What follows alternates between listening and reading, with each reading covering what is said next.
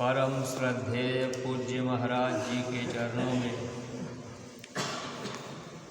कोटि कोटि नमन प्रणाम करते हुए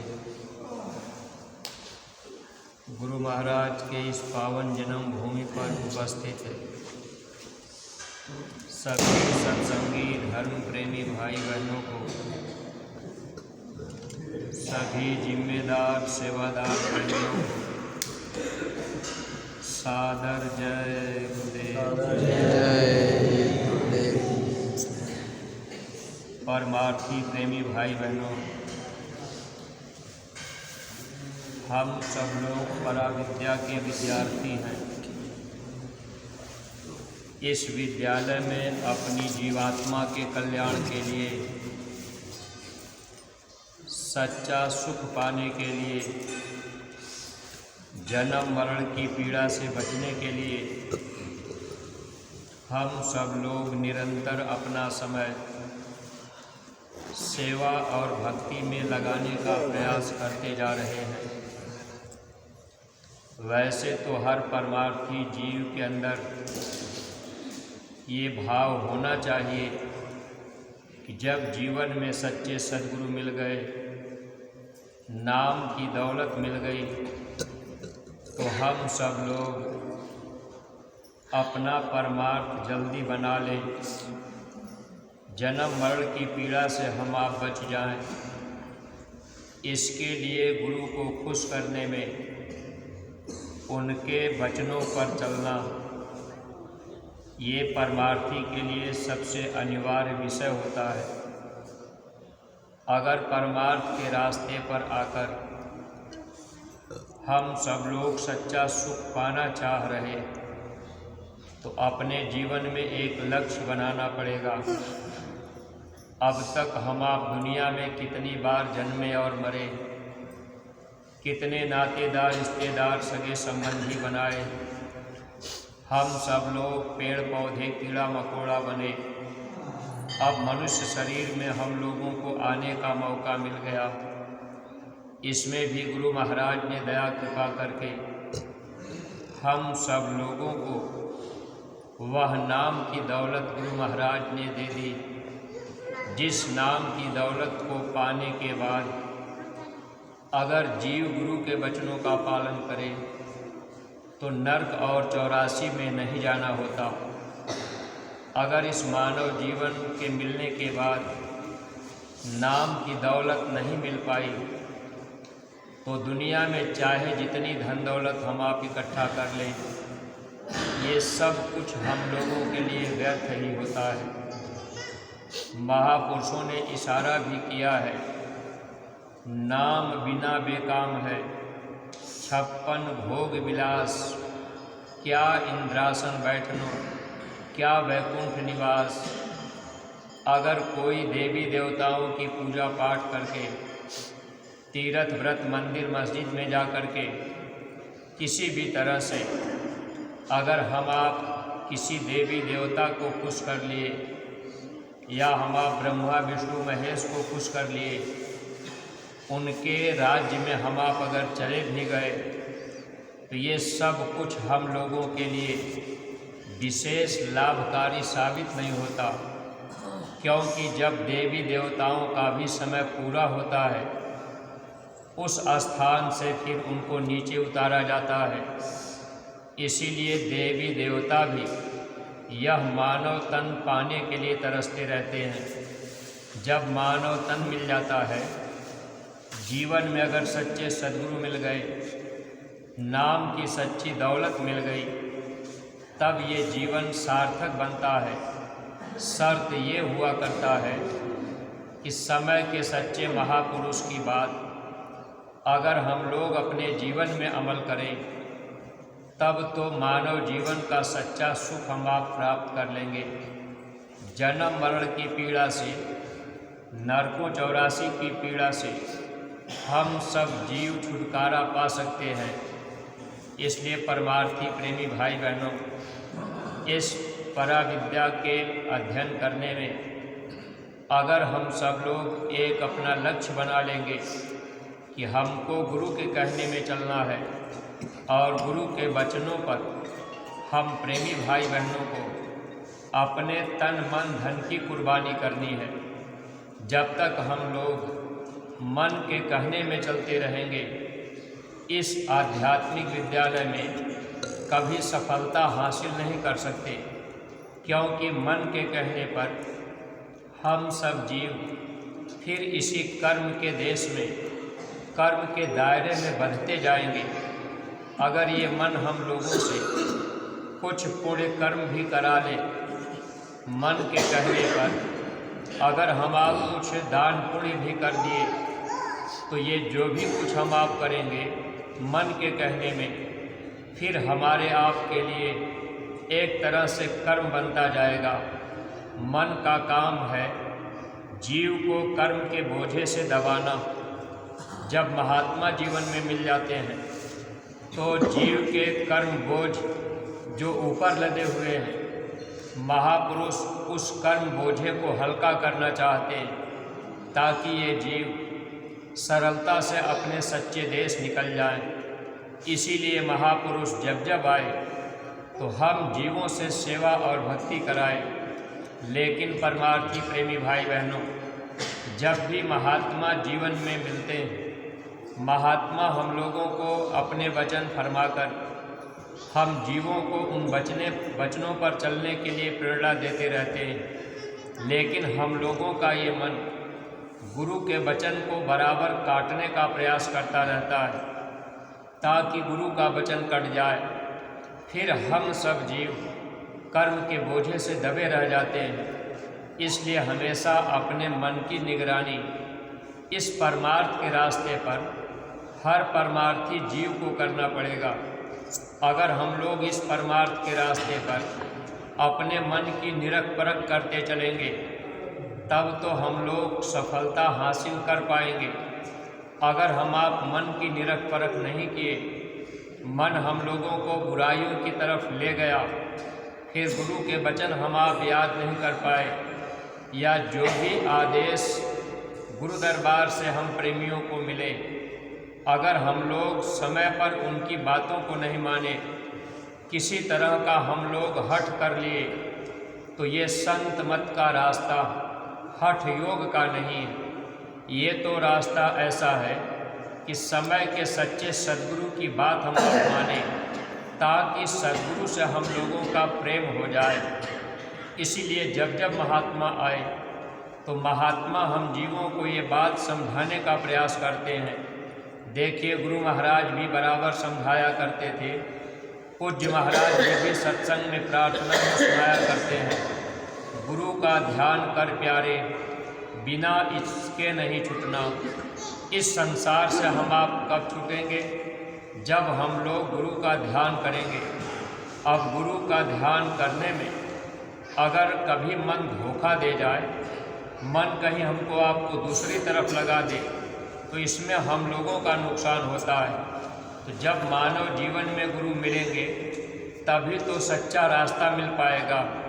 वरना दुनिया के लोग, कोई पेड़ पौधे में फंस गया, कोई नदी नाले गंगा जमुना में फंस गया, अब कोई मंदिर मस्जिद में फंस गया, लोग देवी देवताओं में फंस गए। जबकि हम आप इस बात को जानते हैं कि अगर हम लोगों का ध्यान पेड़ पौधों की तरफ चला गया, तो फिर जीव को उसी में जन्म लेना पड़ता है। इसलिए हर सत्संगी प्रेमी भाई बहनों को चाहिए कि जब मानव जीवन में गुरु मिल गए, नाम मिल गया, तो जो कर्म कांड की साधना है जीव को कर्म जाल में फंसाने का, उधर की तरफ से हम लोगों को अपने मन को मोड़ लेना चाहिए। अगर हम लोग इस परमार्थी राह पर आ भी गए, इसके बावजूद भी मन अगर धोखा दे दे कि चलो भाई थोड़ा हम तीर्थ व्रत भी कर लेंगे, थोड़ा देवी देवता की पूजा पाठ भी कर लेंगे, थोड़ा हम गंगा जमुना में स्नान भी कर लेंगे, थोड़ा सा विचार बन गया कि हम पेड़ पौधे की पूजा भी कर लेंगे, तो फिर हम जीवों को वहीं पर जन्म लेना पड़ता है। परमार्थी प्रेमी भाई बहनों, एक तत्व के प्राणी पेड़ पौधे होते हैं, उसमें एक तत्व प्रधान होता है। अब जल तत्व प्रधान होता है। अगर किसी पेड़ के पत्ते को आप अलग रख दें तो उसमें से पानी का तत्व जब सूख जाता है तो वो बिल्कुल हल्का हो जाता है और वो किसी काम का नहीं रह जाता है। इसी तरह से एक तत्व, दो तत्व, तीन तत्व के जीवों का ध्यान करने पर फिर हम जीवों को वही जाना पड़ता है। इसीलिए महापुरुष जब आते हैं तो महापुरुष इस बात को समझाते हैं। एक बार पूज्य महाराज जी सत्संग में सुना रहे थे कि अगर आपने पेड़ पौधे का ध्यान किया तो फिर वहाँ आपको जन्म लेना पड़ेगा। दो तत्व के प्राणी कीड़े मकोड़े हैं, अगर उनका हम आप ध्यान करेंगे तो वहाँ जाना पड़ेगा। फिर तीन तत्व के प्राणी, अब अंडे से पैदा होने वाले जीव, अगर हम आप उनका ध्यान किए तो फिर वहाँ जन्म लेना है। चार तत्व के प्राणी, कुत्ता, सुअर, बिल्ली, घोड़ा, गधा, अगर इनका ध्यान हम आप करेंगे तो फिर वहाँ जन्म लेना है। पांच तत्व का प्राणी मनुष्य होता है। पूज्य महाराज जी सत्संग में सुना रहे थे कि आखिर मनुष्य का ध्यान क्यों करें। ध्यान किसका करना चाहिए? जिसकी सूरत शब्द में लीन होकर के उस परमात्मा के दरबार में, उस मालिक के दरबार में आती जाती हो।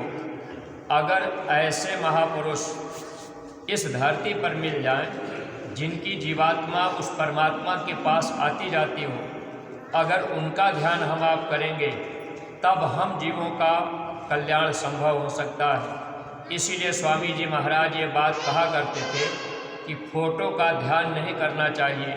सत्संगी प्रेमी भाई बहनों, सद्गुरु इस संसार में बराबर मौजूद रहते हैं। मेरा सद्गुरु सदा सदा, ना आगे ना जाई, वह अविनाशी पुरखु है, सब महि रहिया समाई। सद्गुरु सब में मौजूद रहते हैं और वो हमेशा रहते हैं, लेकिन हम सब लोग भूल भ्रम अज्ञानता में उनकी बातों को समय पर मान नहीं पाते।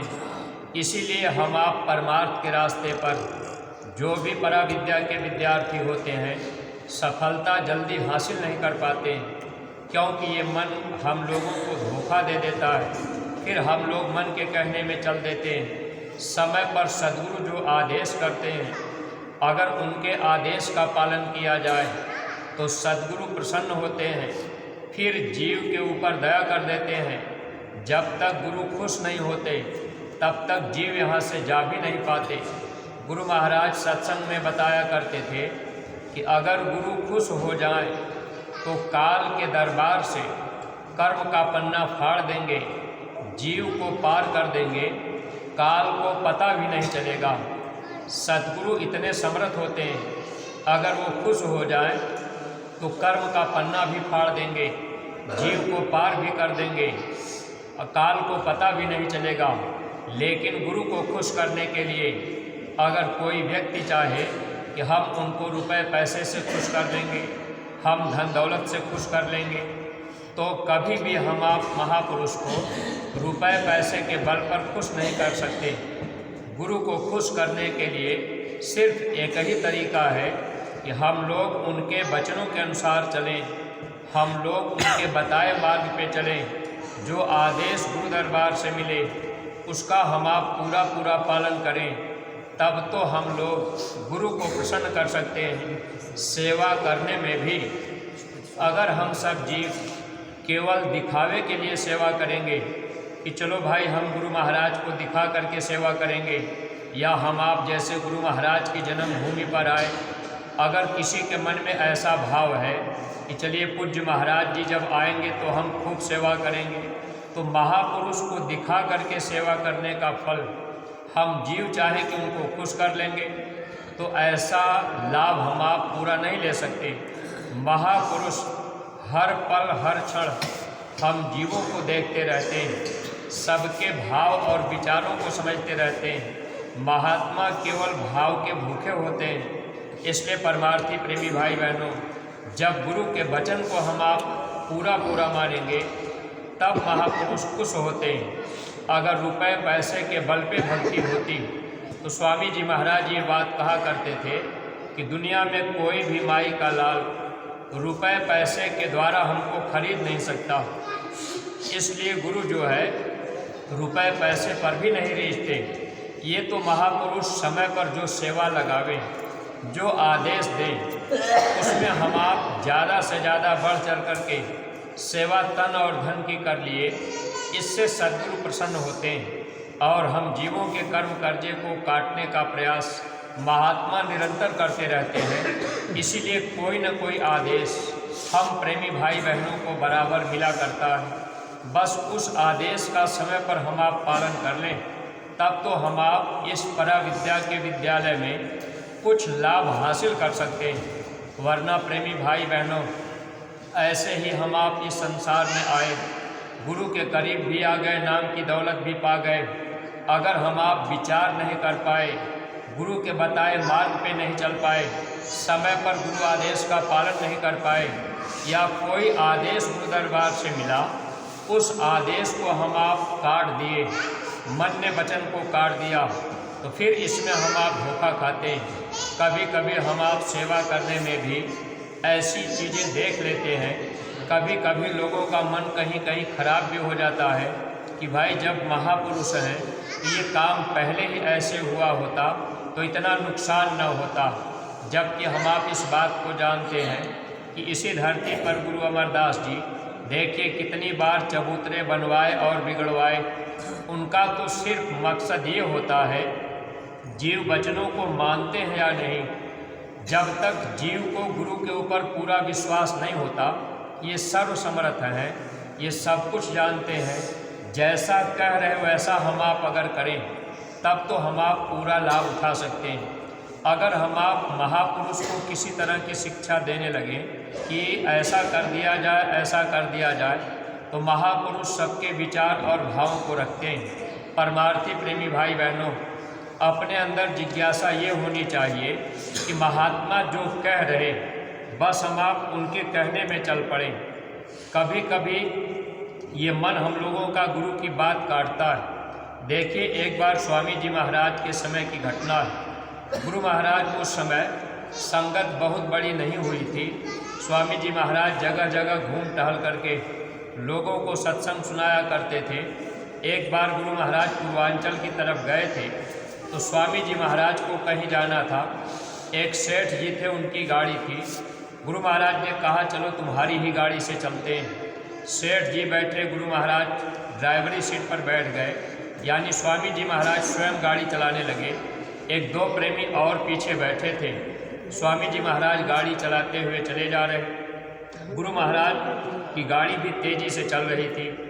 उस गुरु महाराज की गाड़ी के पीछे पीछे एक ट्रक का ड्राइवर बहुत तेज़ी से आ रहा था और वो गुरु महाराज की गाड़ी से पास ले करके वो आगे निकलना चाहता था। स्वामी जी महाराज उसको पास नहीं दे रहे थे। वो बहुत बार हार्न लगाता था और ऐसा लगता था कि जैसे वो गाड़ी पर चढ़ा देगा। ट्रक का ड्राइवर बहुत तेज़ी में था, स्वामी जी महाराज उसको पास देते नहीं थे। सेठ जी बगल में बैठे कहते थे कि हुजूर आप इसको पास दे दीजिए, ये आगे जाना चाह रहा, ये पास मांग रहा। गुरु महाराज उनकी बातों को सुन करके चुप रहे। अब वो ट्रक वाला बार बार पास मांगे, लेकिन स्वामी जी महाराज उसको पास नहीं देते थे। अंत में सेठ जी गुरु महाराज से नाराज़ हुए, कहने लगे कि आप महात्मा हैं और ये ट्रक वाला बार बार पास मांग रहा है और आप साइड नहीं दे रहे, उसको आगे जाने नहीं दे रहे, आप उसको आगे जाने दीजिए। तो स्वामी जी महाराज अपनी गाड़ी साइड कर लिए और गुरु महाराज जब अपनी गाड़ी को साइड किए, वो ट्रक ड्राइवर अपनी गाड़ी आगे निकाल लिया। स्वामी जी महाराज ड्राइवरी सीट से उतर गए। सेठ जी से बोले कि लो तुम ही चलाओ। अब देखिए फिर इसके थोड़ी ही दूर आगे जब गुरु महाराज गए तो एक नदी थी, नदी पर एक पुल थी। जब वहाँ गाड़ी पहुँची तो वहाँ गुरु महाराज ने क्या देखा कि वो ट्रक उसी पुल में टकरा करके नदी में गिर चुकी थी और ड्राइवर भी उसमें फंस चुका था, बचा नहीं। स्वामी जी महाराज ने सेठ जी से कहा कि देखा तूने, तो मुझे कह रहा था कि पास दे देना चाहिए, उसको पास दे दीजिए। अगर तुम न कहे होते तो इसकी जान मैं बचा लेता।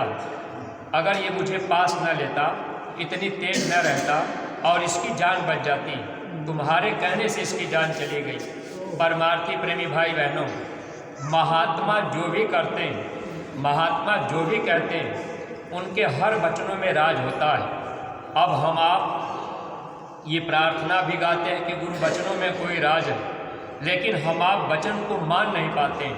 महात्मा जैसे कहें अगर वैसे हम आप करें, जो उनकी मौज हो अगर हम आप उनकी मौज में रहें, तब तो हम आप दया के पात्र बन जाएंगे।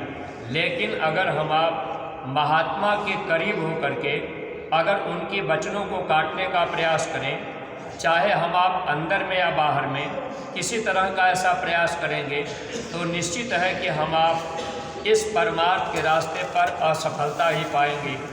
जो लाभ हम प्रेमी भाई बहनों को मिलना चाहिए, वह लाभ हम आप परमार्थी प्रेमी भाई बहन पूरा इस परा विद्या के विद्यालय में प्राप्त नहीं कर सकते। इसलिए हम आप जितने भी सत्संगी प्रेमी भाई बहन हैं, देखिए हम लोगों का ये सौभाग्य है कि गुरु महाराज हम लोगों के बाँह को पकड़ लिए और हम सब लोगों को सेवा और भक्ति करने का एक सुनहरा मौका बराबर मिलता जा रहा है। पूज्य महाराज जी निरंतर हम प्रेमी भाई बहनों को सेवा में लगाए हुए हैं ताकि हम लोगों का परमार्थ बनता जाए। अगर हम सब लोग गुरु महाराज के आदेश निर्देश को पूज्य महाराज जी जो भी वचन फरमावें, अगर उनके वचनों के अनुसार सेवा और भक्ति में अपना समय लगाते जाएंगे, तो लोक और परलोक दोनों हम लोगों का लाभकारी होगा। अगर प्रेमी भाई बहनों कहीं हम आप मन में शंका कर लिए, पूज्य महाराज जी के वचनों को समय पर हम आप नहीं मान पाए, जो समय पर महात्मा आदेश दें, जो काम महात्मा करें, उसमें हमारा आपका पूरा सहयोग होना चाहिए। देखिए स्वामी जी महाराज हम जीवों की भलाई के लिए गुरु महाराज ने भक्ति के रास्ते को, परमार्थ के रास्ते को हमेशा के लिए खुला रखा। स्वामी जी महाराज अंतिम समय में हम प्रेमी भाई बहनों को जो आदेश दिए, गुरु महाराज ने कहा कि ऐ बच्चे आप सब लोग मिल करके जोरदार प्रचार कर दो, 1, 2, 3 मंडल तक आपको ऐसे ही चढ़ा दिया जाएगा। स्वामी जी महाराज हम लोगों को शाकाहारी का प्रचार करने के लिए गुरु महाराज ने जैकेट भी पहनाई, ताकि हम आप चलते फिरते रहेंगे, संदेश लोगों के पास तक पहुंचता रहेगा।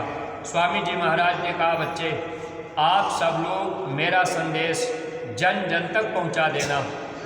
अब हम परमार्थी प्रेमी भाई बहनों का ये फर्ज और कर्तव्य था कि हम आप गुरु महाराज के संदेश को जन जन तक पहुंचाने में लगे।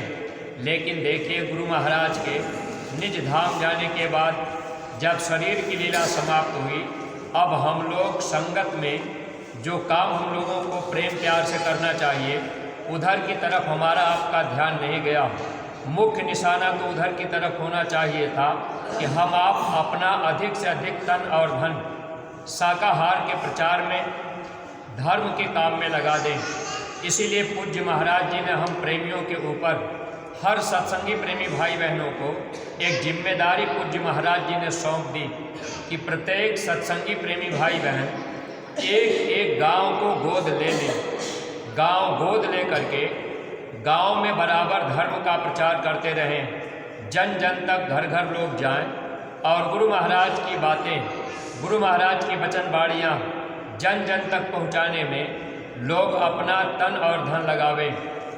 लेकिन परमार्थी प्रेमी भाई बहनों देखिए, गांव गोद लेने की बात, जिस बात पर पूज्य महाराज जी बार बार जोर दिए, उस बात को अगर हम आप समय पर नहीं समझे तो इसका मतलब यह है कि हम लोग भी इस रास्ते पर धोखा खा सकते हैं। क्योंकि अगर महात्मा जिस बात को बार बार कहें, अगर उधर की तरफ ध्यान हम लोगों का नहीं गया, हम लोगों का कर्तव्य इतना ही है कि हम लोग एक एक गांव को गोद लें और गांव गोद ले करके उस गांव में गुरु महाराज की बातें फैलावें। उस गांव से लोग तैयार हो जाए, लोगों को हम आप गुरु दरबार तक ले आवें, उनको भी नाम दान मिल जाए, वे लोग भी शाकाहारी सदाचारी बन जाए। ये प्रयास हमको आपको करना था। अगर इस काम को करने में हम लोग अपना तन मन धन लगाते, तब तो इसमें हम लोगों को पूरा पूरा परमार्थी लाभ मिल जाता।